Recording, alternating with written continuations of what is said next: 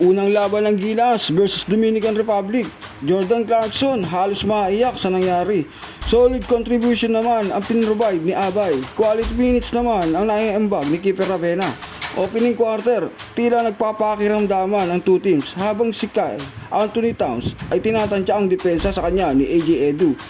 Good game ang pinakita ng buong laro ng dalawang teams. Napakadaming changes lead ng Gilas at Dominican Republic.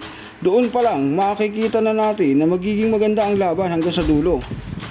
Ngunit pagdating ng last quarter, 7 minutes left, tila makukuha na ng Gilas ang unang panalo kontra sa Dominican Republic.